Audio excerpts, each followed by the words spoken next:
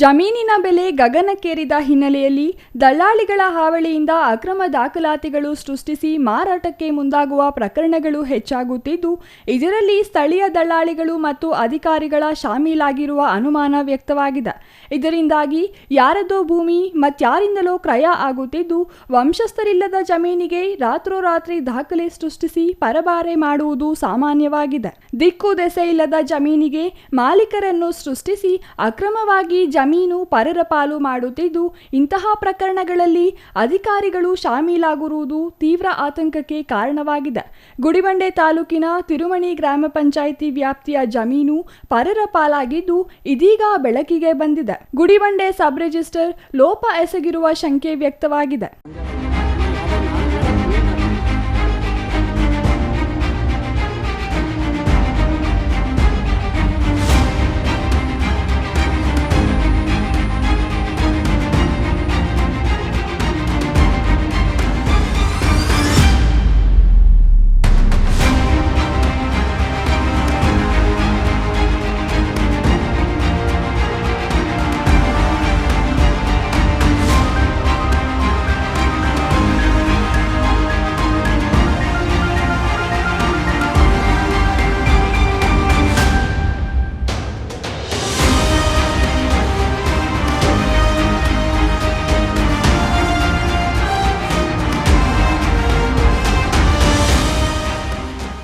ಜಮೀನು ಪರಬಾರೆ ಮೊತ್ತ ನಗದು ರೂಪದಲ್ಲಿ ತೋರಿಸಿದರೂ ಸಬ್ ರಿಜಿಸ್ಟರ್ ಗಮನಿಸದೆ ಕ್ರಮ ಮಾಡಿರುವುದು ಬೆಳಕಿಗೆ ಬಂದಿದೆ.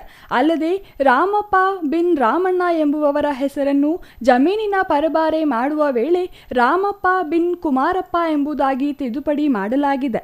ಕುರಿಗಾಹಿಯನ್ನು ಜಮೀನು ಮಾಲೀಕರನ್ನಾಗಿ ಮಾಡಿ ಜಮೀನು ಪರಬಾರೆ ಮಾಡಲಾಗಿದ್ದು, ಈ ಪ್ರಕರಣದಲ್ಲಿ ಅಧಿಕಾರಿಗಳ ಶಾಮೀಲು ಇಲ್ಲದೆ ಸಾಧ್ಯವಿಲ್ಲ ಎಂಬ ಆರೋಪಗಳು ಕೇಳಿಬಂದಿವೆ. ಸ್ಥಳೀಯ ದಳ್ಳಾಳಿಗಳು ಮತ್ತು ಅಧಿಕಾರಿಗಳು ಸೇರಿ ಅಕ್ರಮವಾಗಿ ಜಮೀನು ಪರಬಾರೆ ಮಾಡಲಾಗಿದ್ದು, ಆಧಾರ್ ಕಾರ್ಡ್ನಲ್ಲಿ ರಾಮಪ್ಪ ಬಿನ್ ರಾಮಣ್ಣರನ್ನ ರಾಮಪ್ಪ ಬಿನ್ ಕುಮಾರಪ್ಪ ಎಂಬುದಾಗಿ ತಿದ್ದುಪಡಿ ಮಾಡಿದ್ದಾರೆ.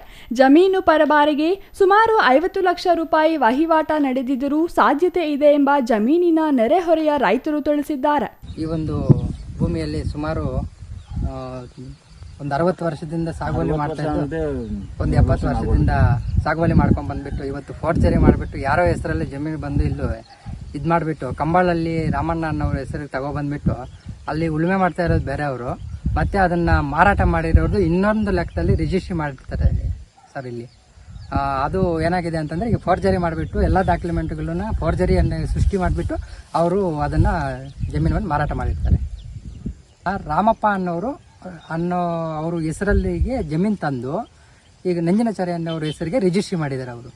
ಅದು ಆಕ್ಚುಲಿ ಬಂದುಬಿಟ್ಟು ರಾಮಪ್ಪ ಬಿನ್ ಕುಮಾರಪ್ಪ ಅನ್ನೋರು ಸುಮಾರು ಅವರು ತೀರೋಗಿ ಒಂದು 60 ವರ್ಷ ಆಗಿದೆ. ಅವರು ಇಲ್ವೇ ಇಲ್ಲ, ಅವ್ರ ಅಡ್ರೆಸ್ಸೇ ಇಲ್ಲ.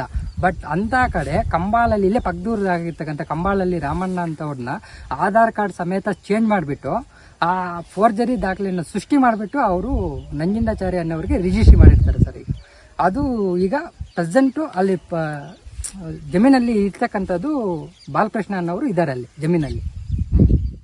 ಸೆಲ್ಫ್ ಡಿಕ್ಲರೇಷನ್ ಮಾಡಿ ಪೂರ ಪರಬಾರೆಯ ಮೊತ್ತವನ್ನು ನಗದು ರೂಪದಲ್ಲಿ ತೋರಿಸಿ ಅಕ್ರಮ ಎಸಗಿದ್ದಾರೆ.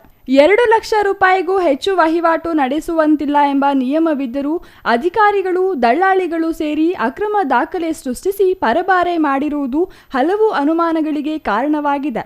ಅಕ್ರಮ ಬೆಳಕಿಗೆ ಬರುತ್ತಿದ್ದಂತೆ ಅಕ್ರಮ ಎಸಗಿದ್ದವರು ನಾಪತ್ತೆಯಾಗಿದ್ದು, ತಪ್ಪಿತಸ್ಥರ ವಿರುದ್ಧ ಸೂಕ್ತ ಕ್ರಮಕ್ಕೆ ಪೊಲೀಸರ ಮೊರೆ ಹೋಗಲು ಅಧಿಕಾರಿಗಳು ನಿರ್ಧಾರ ಮಾಡಿದ್ದಾರೆ. Satish Babu, CTV news, Gudibande.